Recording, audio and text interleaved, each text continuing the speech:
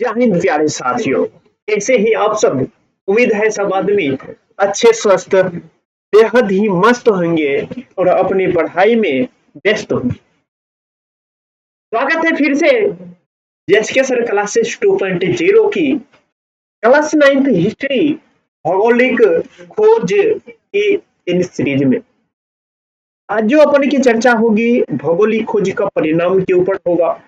इनसे पीछे 4 लेक्चर हमने कंप्लीट कर चुके हैं और पीछे के 4 लेक्चर जो हो चुका है उन लेक्चर्स में हमने बात कर ली है जो भौगोलिक खोज क्या है, भौगोलिक खोज की आवश्यकता क्यों पड़े, भौगोलिक खोज जो हो रहे थे उसमें क्या सब दुविधाएं आ रही थी, यानी क्या सब समस्याएं आ रही थी।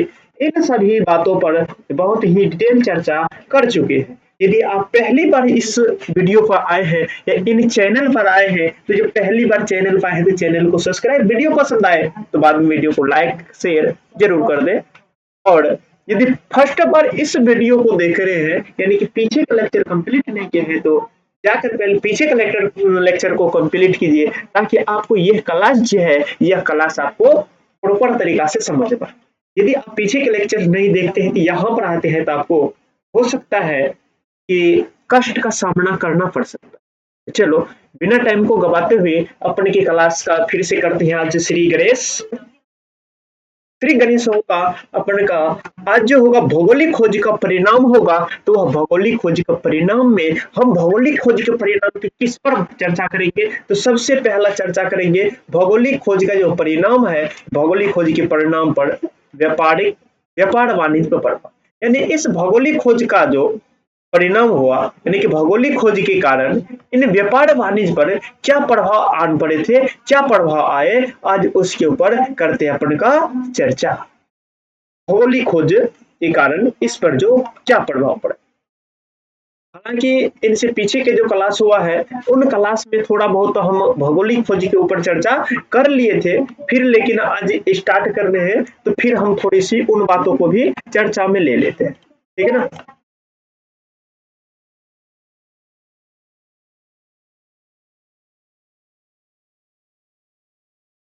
चलो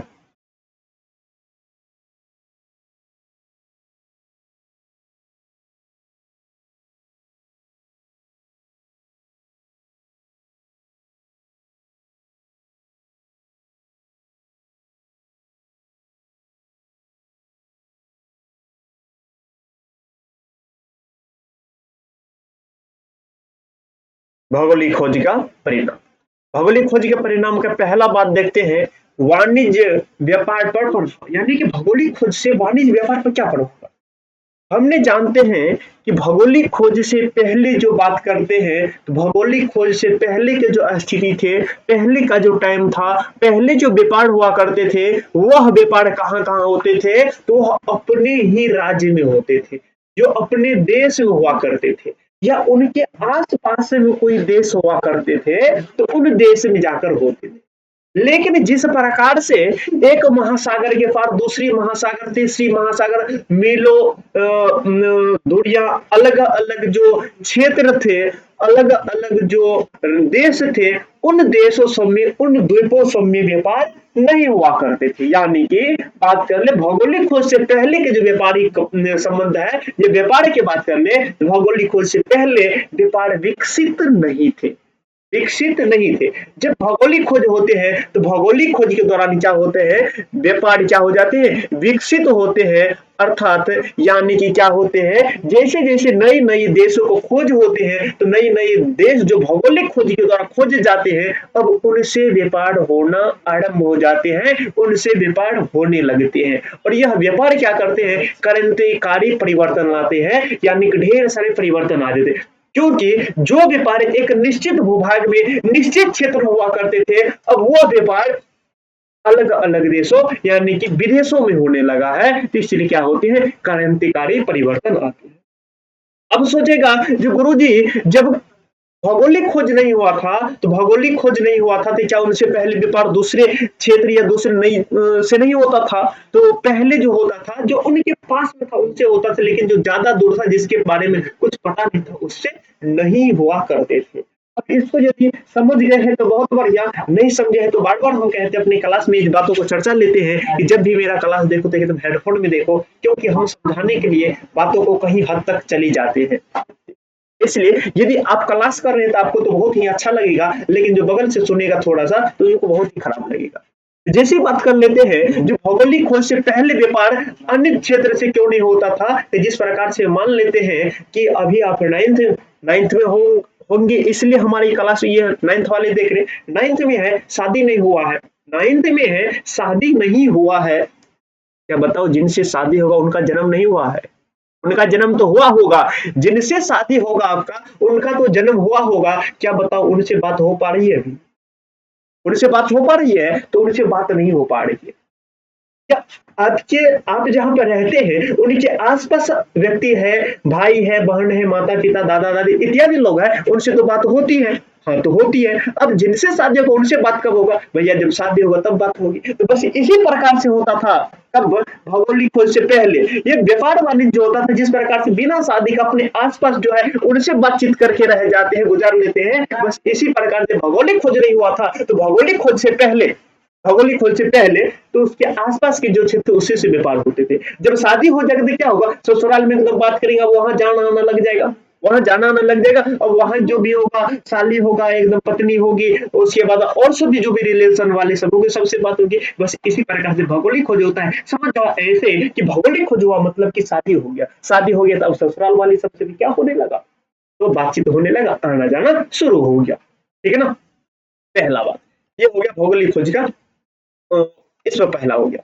उसके बाद उपनिवेशों के आर्थिक शोषण से, उपनिवेशों के आर्थिक शोषण से यूरोपीय देश क्या होने लगा? समृद्ध होने लगा।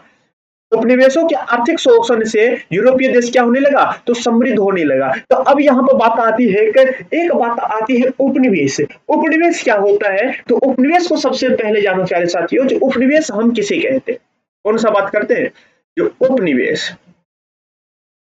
उपनिवेश जो होता है किसी शक्तिशाली, किसी शक्तिशाली राष्ट्र के द्वारा या किसी शक्तिशाली देश के द्वारा किसी कमजोर देश पर, किसी कमजोर राष्ट्र पर जाकर अपना अधिकार जमा लेना, वो क्या कहलाती है? उपनिवेश। अब जिस पर अधिकार जमा लेते हैं वह कमजोर राष्ट्र, वह कमजोर क्षेत्र, वह कमजोर देश क्या बन जाते हैं? उपनिवेश बन जाता है।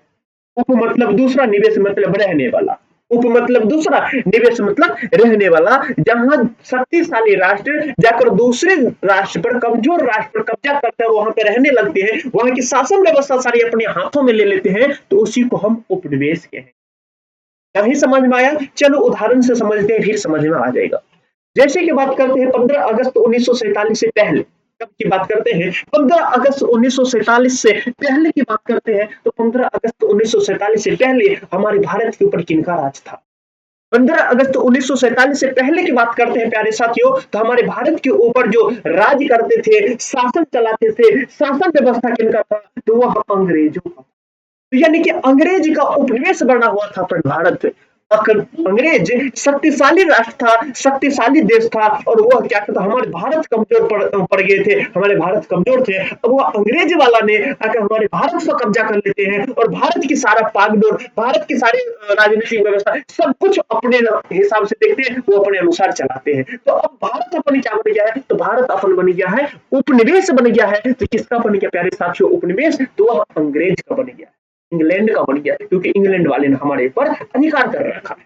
उपनिवेश समझ में आ गया होगा, जो उपनिवेश क्या होता है। तो उपनिवेश, उपनिवेशों के आर्थिक शोषण से, उपनिवेशों के आर्थिक शोषण से क्या बात करते हैं? उपनिवेशों के आर्थिक शोषण से यूरोपीय देश समृद्ध होने लगा। यानी कि जो सब भी बात करते हैं, यूरोप जो थे, यूरोप का देश, यूरोप क्या आ जाते हैं? एक महादेश आ जाते हैं। यूरोप क्या होते हैं प्यारे साथियों? यह आ जाते हैं महादेश। क्या देते हैं? महादेश। और महादेश है तो इसके अंदर में क्या होगा? ढेर सारे देश होगा। अब यूरोपीय महादेश के जो देश है, जिस प्रकार से बात कर लेते हैं इंग्लैंड, वह क्या किया है?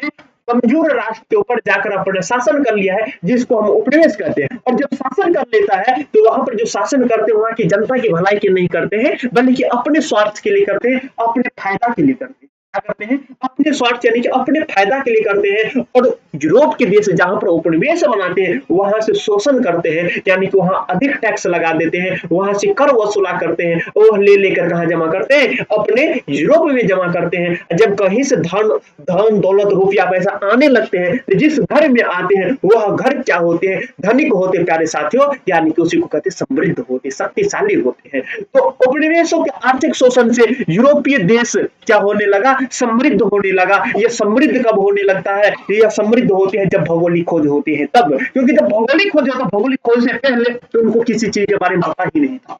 जब भौगोलिक खोज होता है तो व्यापारिक बढ़ते हैं, व्यापार बढ़ते थे जाते हैं वहां पर धीरे धीरे धीरे धीरे अपने क्या करते उपनिवेश बना लेते हैं। अब उपनिवेश किस प्रकार से बनाते हैं क्या जाते हो, क्योंकि जब भौगोलिक खोज हो जाते हैं तो भौगोलिक खोज के दौरान एक व्यापारी नहीं हजारों व्यापारी क्या करते हैं, यूरोप से निकलते हैं, हजारों व्यापारी यूरोप से निकलते हैं और जाते हैं दूसरे दूसरे क्षेत्र में, दूसरे दूसरे देश में व्यापार करने के लिए। अब क्या होते हैं, जब पैदावार करने वाले कम होती है, खरीदने वाले ज्यादा हो जाते हैं, तो उसकी महंगाई ऑटोमेटिक क्या हो जाती है, बढ़ जाती है। तो इस प्रकार से जब क्या होते थे, अंग्रेज भी जाते हैं, फ्रांसीसी इत्यादि सब भी जाते थे, कहां पर, अपना सामान खरीदने के लिए। व्यापारी करेगा तो भैया सामान तो खरीदना पड़ेगा, जो सामान खरीदने के लिए जाते थे तो वहां पे क्या होते थे, जो ढेर सारे व्यापारी वहां पर मौजूद थे। तो इस प्रकार से उन्होंने सोचा क्यों नहीं इस प्रकार से किया जाए, जो क्षेत्र है कुछ क्षेत्र को अपने कब्जा में कर लिया जाए, कुछ क्षेत्र को अपने अधीन कर लिया जाए, ताकि इस पर अपना अधिकार हो और इस क्षेत्र पर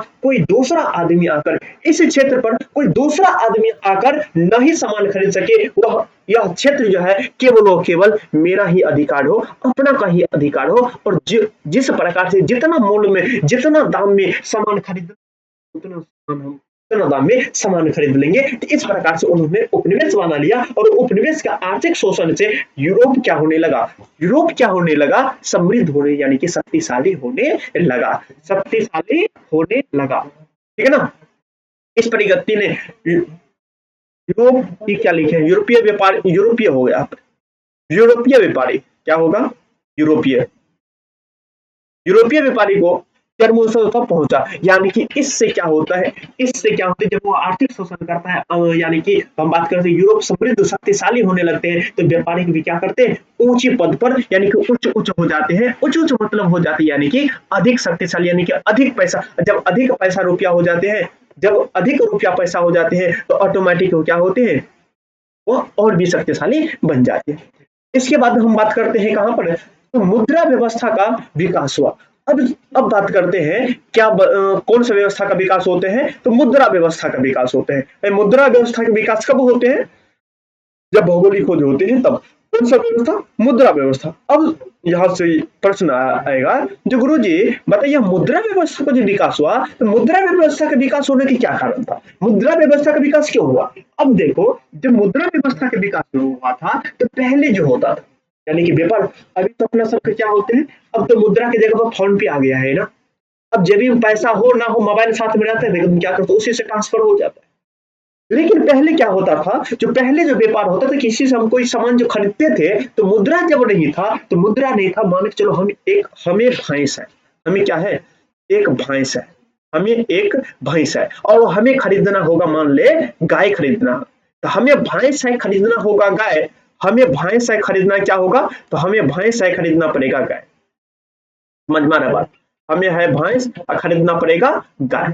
तो भैंस है गाय खरीदना होगा, तो क्या लगाया जाता है कि इसका अनुमान लगाया जाता है कि इनके बदले में क्या क्या मिल सकता है। हमारा भैंस मान लेते हैं कि मान लेते हैं 10,000 के भैंस है, कितना का है, तो हमारा भैंस मान लेते हैं जो 10,000 का, भैंस कितना का है, तो मान लेते हैं जो 10,000 का भैंस है और यह गाय जो है यह 5,000 की है। तो गाय के साथ साथ मान ले 2 गो बकरी है तो 2 गो बकरी दे देगा, यानी कि इत्यादि, यानी कि जितना का हमारा भैंस होता है इतना का गाय पूरा। और यानी कि एक सामान के बदले दूसरी सामान देना पड़ता था, क्योंकि पहले मुद्रा की व्यवस्था नहीं था।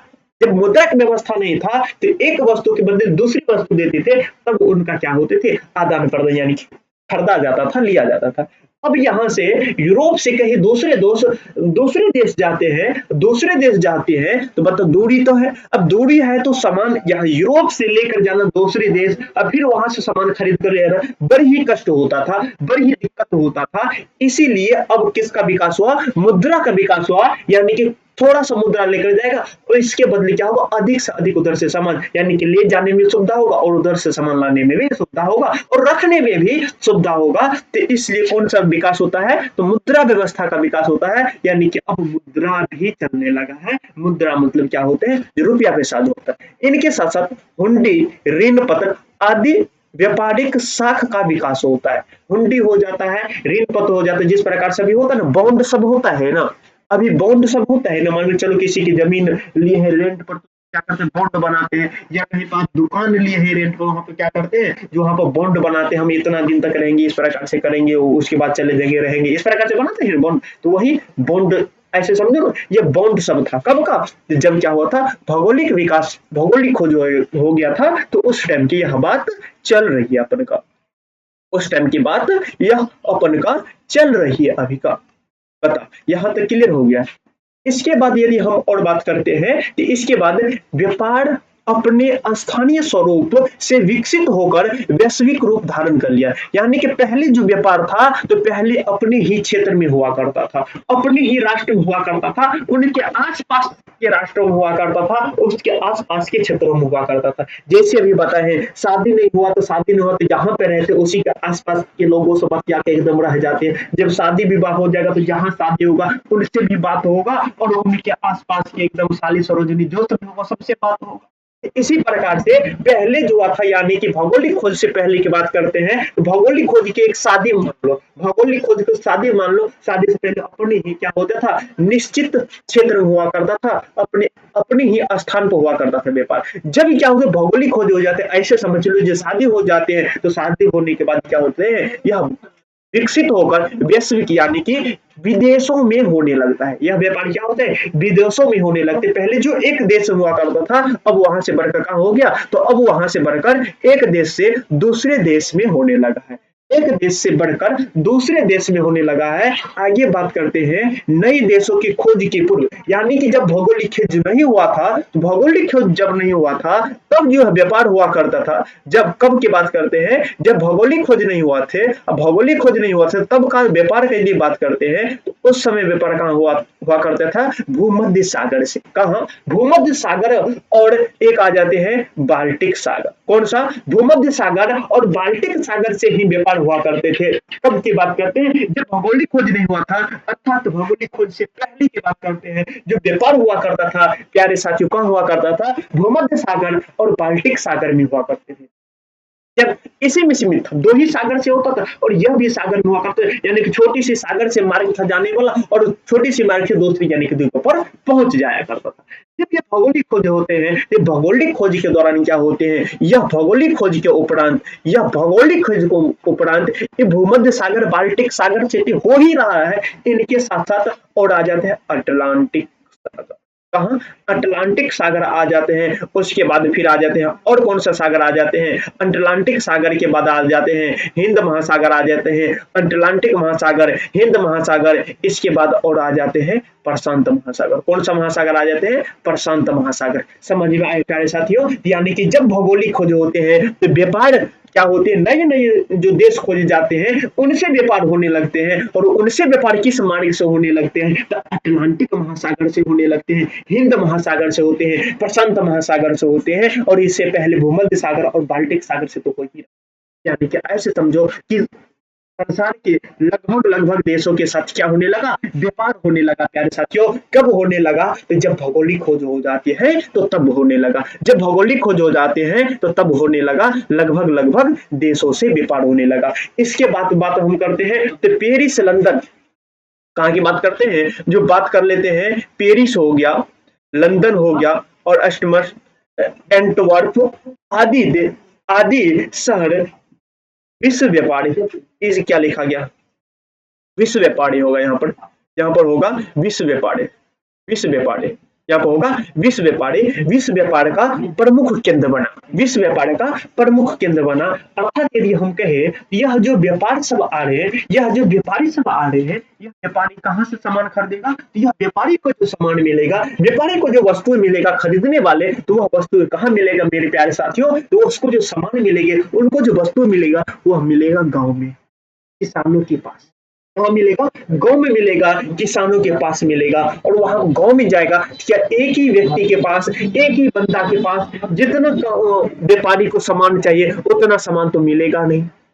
क्या बताओ, एक ही व्यक्ति के पास जितना व्यापारी को आवश्यकता हो तो उतना मिलेगा? तो आंसर आएगा कि उतना सामान नहीं मिलेगा।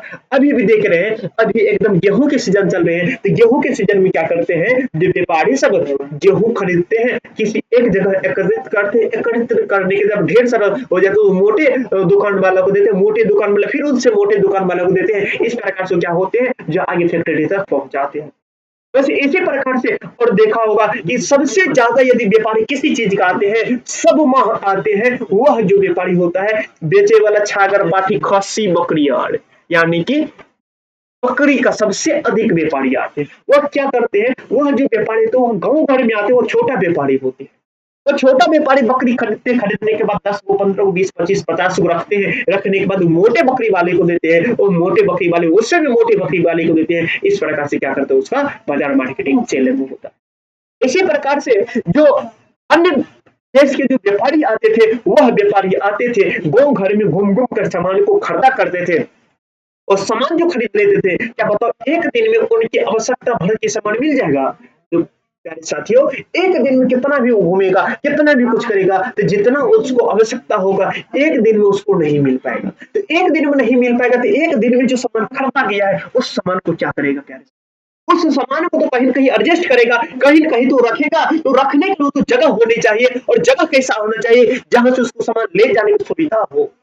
वो जगह कैसा होना चाहिए, जहां से वो सामान ले जाने में उसको सुविधा हो। तो ऐसा उसको जगह चाहिए। वह जगह कहाँ मिलेगा? तो वह जगह जो होगा वह किसी शहर में होगा, और वह शहर भी कहाँ होगा, जहां से अदर क्षेत्र जहां से वो सामान खरीद सकता है, उन सभी का नजदीक होना चाहिए। और इनके साथ साथ वह जो आए थे व्यापारी सब व्यापारी जो आते थे, किस मार्ग से आते थे प्यारे साथियों? वह व्यापारी सब जो आते थे वो समुद्री मार्ग से आते थे। यानी कि उसका जो रखने का जगह होनी चाहिए, रखने का जो स्थान होने चाहिए, वह रखने के स्थान, वह रखने की जगह कहाँ होनी चाहिए? तो वह जगह होनी चाहिए समुद्र के किनारे, ताकि सामान को एकत्रित करें, और एकत्रित करने के बाद वो जहाज पर लादे, जहाज पर लाद कर लेकर चले जाए। कहाँ? तो अपने क्षेत्र, अपने गांव, अपने राष्ट्र, अपने देश लेकर चले जाए। तो इस प्रकार से उसको क्षेत्र चाहिए। और ऐसा क्षेत्र कहाँ आ जाते हैं? तो ऐसा क्षेत्र जो उसको आते हैं, तो ऐसा क्षेत्र आते हैं पेरिस, लंदन, इस प्रकार से इत्यादि क्षेत्र आते हैं। और इत्यादि क्षेत्र आते हैं, यहाँ उतरते हैं। यानी कि जब उधर से कंपनियां सब आती हैं, जब उधर से व्यापारी सब आते हैं, तो यहाँ पर रुकते हैं, यहाँ पर ठहरते हैं। इसी जगह से फिर अलग अलग क्षेत्रों में सामान खरीदने के लिए जाते हैं। सामान खरीद कर फिर यहाँ पर यहाँ से क्या करते हैं, फिर अपने सेलिंग अलग प्रकार से करते हैं। बताओ प्यारे साथियों, यहाँ तक कंप्लीट हुआ कि ना? बताओ प्यारे साथियों, एक बार फटाफट से बता दो, तो यहाँ तक कंप्लीट हुआ कि ना? यहाँ तक कंप्लीट हुआ कि ना? इसके बाद यदि हम आगे और बात कर ले, इसके बाद यदि हम आगे और बात कर ले, तो आगे यह बात हो जाती है यूरोपीय देशों द्वारा खोजे गए नए देश। यूरोपीय देशों द्वारा जो खोज, भौगोलिक खोज कौन करता है? तो भौगोलिक खोज जो करता है मेरे प्यारे साथियों, वो यूरोप का देश खोज करता है। ये यूरोपीय देश द्वारा खोजे गए नए देश जो थे, यह नए देश आयतित, नए देश क्या करते हैं, नए देश आयतित बहुमूल्य धातुएं, आयतित बहुमूल्य धातुओं, विशेषकर अमेरिका से आयतित सोना, यानी कि जो सामान खरीदने के लिए आते हैं, क्या होते हैं यूरोपीय देश। यूरोपीय देशों ने क्या करते हैं, जो भौगोलिक खोज तो कर लेते हैं, भौगोलिक खोज अर्थात नए क्षेत्र यानी कि नए जगह की तो खोज कर लेते हैं, जहां जो व्यापार कर सके। क्या बताओ, व्यापार जो होगा मुक्त में होगा? व्यापार मुक्त में होगा? प्यारे साथियों, व्यापार मुक्त में नहीं होगा। जब व्यापार मुक्त में नहीं होगा, तो फिर प्यारे साथियों व्यापार कैसे होगा? तो व्यापार होगा यानी कि कोई भी सामान खरीदेगा तो उसके बदले उनको कुछ न कुछ वस्तु देना पड़ेगा, चाहे वह रुपया हो, चाहे वह पैसा हो, चाहे वह कोई भी वस्तु काहे न हो, क्योंकि एक वस्तु के बदले दूसरी वस्तु देना पड़ता है, तब जाकर वह व्यापार होता है। अन्यथा कोई भी एक दिन दे देगा, मांगने के लगे तो थोड़ा सा देगा, एक रोज देगा, दूसरा रोज जूता से मार के उसको भगा देगा, क्योंकि समझ जाएगा कि इसका रोज रोज का यही कारनामा है, इसलिए दूसरा जो कतई नहीं देगा। तो इसलिए व्यापार करने के लिए, बार बार कोई चीज खरीदने के लिए उनको क्या चाहिए, रुपया पैसा, यानी कोई न कोई जो वस्तु लेगा उनके बदले उसको कोई न कोई वस्तु देना होगा। तो देने वाला जो वस्तु था तो उसमें विशेषकर अमेरिका से जो आयातित था, विशेषकर अमेरिका से जो आयातित था वह क्या था, सोना और चांदी था। यूरोपीय देशों द्वारा खोजे गए नए देश से आयातित बहुमूल्य धातु कौन था, विशेष कर अमेरिका से जो आने वाला धातु थे वह अमेरिका से आयातित धातु कौन सा था, तो प्यारे साथियों सोना और चांदी था। सोना और चांदी यानी कि अमेरिका से अधिक मात्रा में, अमेरिका से अधिक मात्रा में क्या लाते थे यूरोपीय देश, तो अमेरिका से अधिक मात्रा में सोना और चांदी लाते थे। क्या लाते थे, सोना और चांदी लाते थे प्यारे साथियों। क्या लाते थे, जो अमेरिका से जो थे अधिक से अधिक मात्रा में सोना और चांदी लाते थे। और ये सोना और चांदी इन पर जो है यूरोपीय अर्थव्यवस्था, इन पर जो है यूरोपीय अर्थव्यवस्था कितने वर्षों तक चलता है, कब तक चलता है, तो यह जो चलता है 80 वर्षों तक। सोना और चांदी पर यूरोपीय अर्थव्यवस्था चांदी पर कब तक निर्भर रहता है, तो यह निर्भर रहता है 80 वर्षों तक। और 80 वर्ष के बाद क्या हो जाते हैं, यानी कि 80 वर्षों तक जो व्यापार होते हैं वह होते हैं सोना और चांदी से, सॉरी चांदी से होते, किससे होते हैं, चांदी से होते हैं। उसके बाद मुद्रा स्थिति उत्पन्न हो जाते हैं, यानी कि मुद्रा लाने पर, यानी कि इसको क्या होते, खत्म होने की कगार पर आ जाते हैं। तो जब खत्म होने की कगार पर आ जाते हैं, थोड़ा थोड़ा बचता है वो अपने लोग अपने घर में रख लेते हैं। कहते भैया अब हम सोना चांदी के साथ व्यापार नहीं करेंगे, क्योंकि सोना चांदी का खदान होते हैं, यह क्या होते हैं, और नवीकरणीय संसाधन होते हैं। सोना चांदी की खदान पदार्थ जो होते हैं वो और नवीकरणीय संसाधन होते हैं, अर्थात वह एक न एक दिन खत्म हो जाएगा। इसी प्रकार से 80 वर्षों तक चलती है, 80 वर्षों के बाद क्या होते हैं, खत्म होने की कगार पर आ जाते हैं। इसलिए कहते हैं मुद्रा स्फीति की स्थिति क्या हो गए, मुद्रा स्फीति की उत्पन्न हो गए। कहाँ की बात करते हैं, तो कहाँ की बात करते हैं, यहाँ से व्यापार चल रहे थे। बताओ यहाँ तक क्लियर हुआ। इसके बाद चलते ये क्लियर हो जाते हैं, इसके बाद चलते हैं अब हम कहा, तो अब हम अगला कारण चलते हैं। और अगला कारण जो आ जाता है वो औपनिवेशिक साम्राज्य का विकास।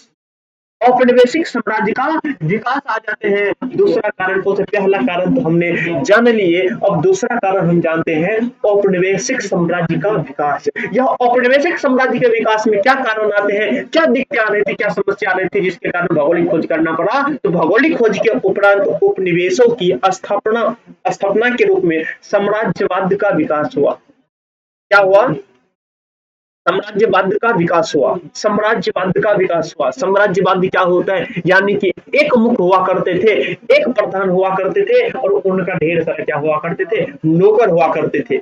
एक क्या थे, जो जैसे क्या होता है औपनिवेशिक साम्राज्य, यानी कि उपनिवेश में साम्राज्य का स्थापना होने लगा। उपनिवेश में क्या होने लगा, पहले तो गया व्यापार करने के लिए थोड़ी उन्होंने क्या किया, जो व्यापार करते करते थोड़ी एकदम वहां की जान पहचान हुआ, वहां के लोगों से मुलाकात किया, वहां के लोगों से जान परिचित हुआ। उनके बाद क्या होते हैं, वहां के साम्राज्य बनने लगे। क्या करते हैं, वहां के साम्राज्य यानी कि उपनिवेशों के स्थापना के रूप में क्या करते हैं, साम्राज्यवाद का विकास होता है। यानी कि वहां पर क्या होते हैं, तो वहां पर जो होने लगते हैं, वहां पर क्या होता है, साम्राज्य यानी कि वहां के किसी क्षेत्र का एक हेड मतलब हम कह सकते हैं मुक्त हुआ करते थे, और उनके अंदर ढेर सारे छोटे लोग यानी कि लेबर मजदूर, या हम कह सकते हैं जो बहुत सारे आदमी काम किया करते थे। उनके अंदर बहुत सारे आदमी क्या करते थे, काम किया करते थे। दूसरा बात आते हैं, इसके फलस्वरूप व्यापार के माध्यम और स्वरूप में भी परिवर्तन लाए। अब व्यापार के माध्यम और स्वरूप में परिवर्तन कैसे लाए, जिस प्रकार से बताए थे, जो यूरोप के ढेर सारे व्यापारी ने किसी देश या किसी क्षेत्र जाते थे सामान खरीदने। क्या होते थे, यूरोप का ढेर सारे व्यापारी ने जाते थे क्या, सामान खरीदने के लिए। और जहां पर सामान खरीदने के लिए जाते थे, वहां सामान खरीदने में क्या होते थे, वहां सामान जो खरीदते थे उत्पन्न करने वाला सामान कम थे और खरीदने वाले ज्यादा थे। उत्पन्न करने वाले सामान कम थे और खरीदने वाले ज्यादा थे। ऐसे में क्या होगा, सामान क्या होगा, महंगा। मान लेते हैं जो हम कोई सामान बनाने, मान लेते हैं हम क्या करते, कपड़ा बनाते, मान ले कि हम क्या करते हैं, कपड़ा बनाते हैं और एक कपड़ा बनकर तैयार भी नहीं हुआ, यानी कि आधा बना है, और उस कपड़ा को खरीदने के लिए 5 आदमी लाइन में लगल है। कपड़ा एक ही बनाए बनवा नहीं किया है, 5 आदमी लाइन में लगल है, तो बताओ हम कपड़ा किसे देंगे? जो कपड़ा जो हम देंगे, जो व्यक्ति हमें अधिक पैसा देगा, जो व्यक्ति हमें अधिक पैसा देगा, कपड़ा तो उसी को देंगे। जो व्यक्ति अधिक रुपया देकर कपड़ा खरीदेगा, वो कौन सा है, पहनने वाला तो आदमी है नहीं, वो तो व्यापारी है। वो जो बेचेंगे तो वो अधिक रुपया में बेचेंगे, तब तो उसको लाभ होगा। इस प्रकार की स्थिति हो गई थी, यानी कि बनाने वाला कम थे, खरीदने वाला ज्यादा थे, जिसके कारण वस्तु का दाम क्या हो गया था, ज्यादा हो गया था, महंगा हो गया था वस्तु, और उतना व्यापारी जन को मुनाफा नहीं हो पाते थे। जो मुनाफा नहीं हो पाते थे, तो इसलिए उन्होंने सोचा क्यों नहीं यहाँ पर अपना साम्राज्य स्थापित किया जाए, कोई क्षेत्र को अपना कब्जा में ले ले, और उस क्षेत्र में जितना भी वस्तुएं बनाई जाएगी उसको अपने मन चाहे दामों पर खरीदा जाए, अपने मन चाहे दामों पर खरीदा जाए। जब मनचाहे दामों पर खरीदा जाएगा तो क्या होगा, मनचाहे पहले जिस वस्तु का दाम, यानी कि पैदा करने वाले, यानी कि पैदाइश करने वाले जो वस्तु थे, वह रेट लगाते थे, वह रेट लगाते थे। मान के लो 5 आदमी यहाँ पर स्थित है, तो बोलेंगे बताओ भैया तू कितना देगा, तो कहा 10 रुपए, कहेंगे तू कितना देगा, कहा कि 15 रुपया, तो 15 रुपया वाला को दे देंगे। तीसरा आदमी जो खड़ा है वह कहेगा भैया हम 20 रुपया देंगे, हमको नहीं दीजिएगा, तो कहेंगे हाँ ठीक है 15 रुपया वाला को नहीं देंगे, 20 रुपया वाला को देंगे। चौथा आदमी और खड़ा है, वो कह रहा है भैया हम 25 रुपया देंगे, क्या हमको नहीं दीजिएगा? तो जब हमको सबसे ज्यादा रुपया देगा हम उनको सामान दिया करते थे। जब यहाँ पर साम्राज्यवाद का विकास हो जाता है, यानी किसी एक का क्षेत्र हो जाता है, किसी एक का अधिकार हो जाता है, किसी एक अपना क्षेत्र बना लेता है, तो अब क्या होने लगा, तो अब जो साम्राज्य का स्थापना किया है, यानी कि जो एक व्यक्ति है जो उसका मुख्य है उस क्षेत्र का, अब वो व्यक्ति क्या कहेगा पता है, जो सामान हमें 25 रुपया में बेचा करते थे, वो कहेगा कि तू 10 रुपया में दे सामान। वो व्यक्ति कहेगा उस सामान को 10 रुपया में दे, 10 रुपया हमको देना पड़ेगा, यदि 10 रुपया में नहीं देंगे तो सामान छीन लिया जाएगा। 10 रुपया नहीं देगा तो सामान क्या कर लेगा, छीन लिया जाएगा, और ऊपर से मार डंडा भी चलेगा, ऊपर से मार डंडा भी चलेगा। तो जो वस्तु अपने, जिस वस्तु का रेट हम अपना तय करते थे, अब उन वस्तु का रेट कौन तय करने लगा, जो साम्राज्य का स्थापना के, यानी कि जो क्षेत्र का विकास के, जो क्षेत्र में प्रमुख है, उनका अब दाम चलने लगा, अब वह दाम तय करने लगा है। तो इस प्रकार इसके फलस्वरूप क्या होता है, इसके माध्यम से क्या होता है, व्यापार, इनके माध्यम से क्या होते हैं, व्यापार के स्वरूप, व्यापार और स्वरूप में क्या, इसके माध्यम से व्यापार के माध्यम और स्वरूप में क्या होते हैं, परिवर्तन लाते हैं। तो इस प्रकार से औपनिवेशिक साम्राज्य जो का विकास होता है, तो औपनिवेशिक साम्राज्य में इस प्रकार से क्या होते हैं, इसमें परिवर्तन आते हैं, इस प्रकार से क्या होते हैं, परिवर्तन आते हैं। इनके बाद और व्यक्तियों की जगह अब संगठित व्यापारी कंपनियों ने व्यापार का संचालन आरंभ कर दिया।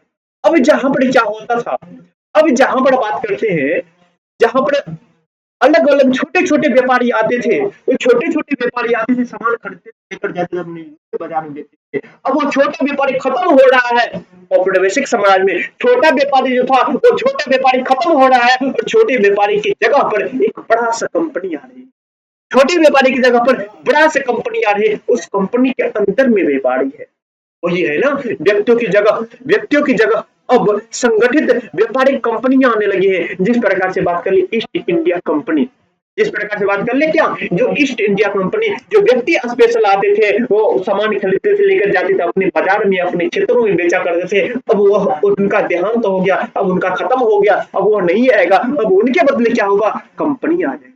अब उनके बदले क्या हो जाएगा, कंपनी आ जाएगा। जिस प्रकार से हाल फिलहाल का उदाहरण ले, तो पहले जो गांव में हुआ करते थे, तो पहले दूध मापने वाला कोई खास व्यक्ति हुआ करते थे, जिसको हम दोहाब या दहियार बोला करते थे। क्या करते थे, उसको दोहाब या दहियार बोला करते थे। वह बेचारा क्या करते थे, एक साइकिल लेते थे, साइकिल में क्या करते थे, गैलन को लटकाते थे, गैलन लटकाने के बाद साइकिल लेते थे, गैलन लटकाते थे, गैलन लटकाने के बाद सबके दरवाजा दरवाजा बजाया करते थे, जो दूध देवो दूध देवो दूध देवो, और यानी कि सब आदमी उसको दूध दिया करते थे, और दूध लेकर जाते थे मार्केट में बेचा करते थे। वो मार्केट में बेचकर जो उसको पैसा आते तो आकर फिर जो भैंस वाला होते थे, गाय वाले होते, यानी कि उनको पैसा वितरण क्या करते थे। लेकिन अब अब देखो, अब दहियार खत्म हो गया है, दहियार खत्म के दहियार की जगह पर यानी कि दूध लेने वाले की जगह पर अब कौन सा ले आ गया है, तो अब आ गया है डायरी आ गया है। वह डायरी कौन सा है, तो सुधा आ गया, कोशिकी इत्यादि प्रकार की डायरी आ गए हैं। और वो पहले के जो दोहाब थे यानी पहले के जो दूध मापने वाले थे वो खत्म हो गया है, अब वो दूध मापने वाला नहीं है, उसकी जगह पे क्या आ गया है, एक कंपनियां आ गई है जिसको सुधा हम और क्या कहते हैं, कोशिकी कहते हैं।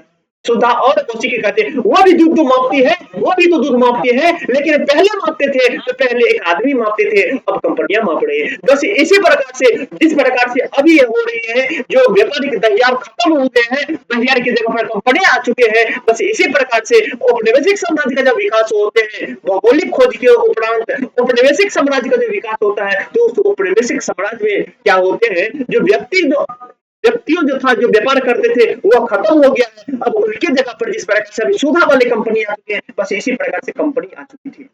अब वो क्या करते थे, व्यापार का संचालन करते थे। जिस प्रकार से सुधा वाली अभी कर रहे हैं, तो दूध कितना रेट में लेना है, कितना रेट में हमें बेचना है। इसी प्रकार से अब संगठित कंपनियां जो आ गई है, ये संगठित कंपनियां व्यापार का संचालन करते हैं, व्यापार का क्या करते हैं, आरंभ करते हैं। बताओ यहां तक समझ में आए।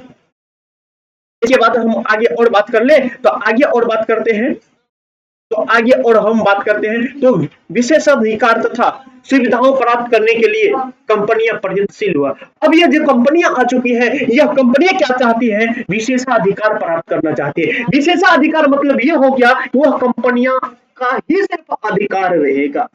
विशेषाधिकार मतलब उस कंपनियों को कोई खास अधिकार मिल जाए, जिस खास अधिकार की वजह से उस क्षेत्र में वो सिर्फ वही कंपनियां क्या कर सकते हैं, व्यापार करते हैं। और इस विशेषाधिकार को प्राप्त करने के लिए वह क्या, वो प्रयत्नशील यानी कि बार बार प्रयास कर रहे हैं कि किस प्रकार से हमें खास अधिकार, विशेष अधिकार मिल सके, ताकि इस क्षेत्र में, इस गांव में, इस देश में, इस राष्ट्र में हम अपना सिर्फ और सिर्फ हम व्यापार कर सके। तो व्यापार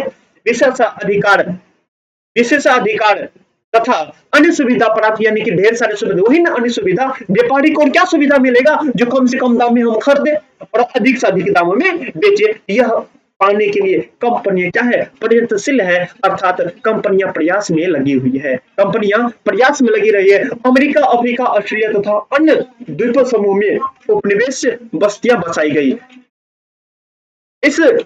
इसके दौरान क्या होते हैं, जो अमेरिका, इसके दौरान क्या होते हैं, अमेरिका जो होते हैं, अमेरिका, अफ्रीका, ऑस्ट्रेलिया, कहा, अमेरिका, अफ्रीका, ऑस्ट्रेलिया तथा अन्य महाद्वीप आ जाते हैं, अन्य द्वीप समूह आ जाते हैं, और उन द्वीप समूह पे क्या करते हैं, उपनिवेश की बस्तियां बसने लगते हैं। उपनिवेश मतलब क्या हो गया, तो उपनिवेश मतलब वही पता है, किसी शक्तिशाली राष्ट्र द्वारा, किसी शक्तिशाली क्षेत्र द्वारा, किसी कमजोर क्षेत्र, किसी कमजोर राष्ट्र पर जाकर अपना अधिकार जमा लेना, अपना शासन व्यवस्था जमा लेना, और वहां की सारी विधि व्यवस्था को अपने हाथों में ले लेना, अपने कंट्रोल में कर लेना ही क्या कहलाते हैं, तो उपनिवेश कहलाते हैं। और इसी प्रकार से होने लगा, इसी प्रकार से होने लगा। कब मेरे प्यारे साथियों, ये होने लगा जो भौगोलिक खोज होगा, भौगोलिक खोज के बाद जब क्या हो गया, औपनिवेशिक साम्राज्य का विकास होने लगा। तो इस कंडीशन में अमेरिका हो गया, अफ्रीका हो गया, ऑस्ट्रेलिया हो गया, इसके साथ साथ अन्य द्वीप समूह आ गया, जिस पर क्या हुआ, उपनिवेश की बस्तियां बसने लगे। यानी कि यूरोप के व्यापारी आते हैं, यूरोप के व्यापारी यानी कि यूरोप के आदमी आते हैं, किसी क्षेत्र, किसी गांव,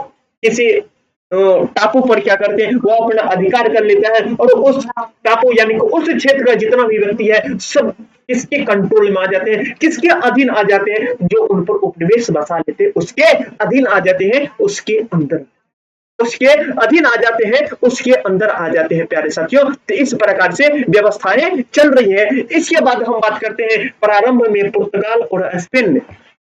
यदि बात कर ले जो प्रारंभ में यानी कि पहले कौन आए थे उपनिवेश बसाने के लिए, तो पहले उपनिवेश बसाने के लिए आए थे, तो प्रारंभ में पुर्तगाल और स्पेन, पुर्तगाल और स्पेन उपनिवेश स्थापित करने में अग्रिम रहे। यानी कि पहले जो उपनिवेश बसाए थे, वो पहले उपनिवेश बसाने वाला प्यारे साथियों कौन सा है, तो पहले उपनिवेश बसाने वाले है मेरे प्यारे साथियों पुर्तगाल और स्पेन। कौन सा है, तो पुर्तगाल और स्पेन है। कौन सा है, पुर्तगाल और स्पेन है। कौन सा है प्यारे साथियों, तो पुर्तगाल और स्पेन है, जो कि क्या करते हैं, पहले यानी कि उपनिवेश बसाते हैं, यानी कि किसी क्षेत्र में, किसी राष्ट्र पर अपना अधिकार सबसे पहले करते हैं। तो कौन करते हैं, वो पुर्तगाल और उपनिवेश आ जाते हैं। कौन आते हैं प्यारे साथियों, तो वह पुर्तगाल और उपनिवेश आते हैं, वह अपने किसी क्षेत्र पर अधिकार करते हैं, वह क्षेत्र पर अधिकार करने के बाद वहां के सारे का सारा कंट्रोल अपने हाथों में ले लेता है और वहां अपनी मर्जी से व्यापार करते हैं, अपनी मर्जी से कामें करते हैं। इसके बाद यदि हम बात करते हैं तो आगे तो ये रहा, इनके बाद यदि हम बात करते हैं और तो और बात कर लेते क्या 16वीं शताब्दी के अंत तक, 16वीं शताब्दी के अंत या अर्थात 17वीं शताब्दी में, 16वीं शताब्दी के अंत अर्थात 17वीं शताब्दी में और भी आ जाते हैं। इस शताब्दी में प्रारंभ होते हैं 16वीं शताब्दी अंत होती है और 17वीं शताब्दी आरंभ होती है, तो इसका आरंभ होते हैं फ्रांस भी इसमें शामिल हो गया। अर्थात पहले तो आए थे, पहले आए थे कौन, पहले आए थे पुर्तगाल और स्पेन ने, पुर्तगाल और स्पेन ने सबसे पहले क्या करते हैं, उपनिवेश की बस्तियां बसाएं, उपनिवेश की बस्तियां ये दोनों बसाएं, यानी कि दोनों अपना पूरा मजा कर रहा है, पूरा एकदम मस्ती कर रहा है। लेकिन बाद में जब 16वीं शताब्दी अंत होते हैं और 17वीं शताब्दी का आरंभ होते हैं, तो इसका आरंभ होते ही इसी के बीच में आ जाते हैं फ्रांस भी। पहले तो दो उपनिवेश बसा ही रहे थे, कौन सा, तो पुर्तगाल और स्पेन। अब एक आदमी और बढ़ गया उपनिवेश बसाने के लिए, वो कौन आ जाती है, वो फ्रांस आ जाती है। और फ्रांस में भी क्या करते हैं, आते हैं और वो भी उपनिवेश अपना बसाना आरंभ कर देते हैं। फ्रांस भी आते हैं और फ्रांस भी अपना उपनिवेश बसाना आरंभ कर देते हैं। इस प्रकार से उपनिवेशों की संख्या बढ़ती जाती है, उपनिवेश क्षेत्र बढ़ती जाती है और अलग अलग कंपनियां आकर उपनिवेश बसाती जाती है, अलग अलग कंपनियां आकर उपनिवेश बसाती जा रही है। अतः प्यारे साथियों, यहाँ तक किसी को दिक्कत है किसी प्रकार की, यदि यहाँ तक क्लियर है सबको, क्लास समझ में आया हो तो प्यारे साथियों क्लास को लाइक शेयर और चैनल के साथ पहली बार जुड़े हैं तो चैनल को सब्सक्राइब जरूर से कर देना। मिलते हैं फिर नेक्स्ट क्लास में। अन्य बातों का विकास और भी कारण है जिसको हम नेक्स्ट क्लास में करने का बात चर्चा करेंगे। आज के कार्यक्रम को यही खत्म करते हैं, मिलते हैं फिर अपन का नेक्स्ट क्लास में नेक्स्ट रोज। तब तक के लिए सभी को जय हिंद, गुड नाइट।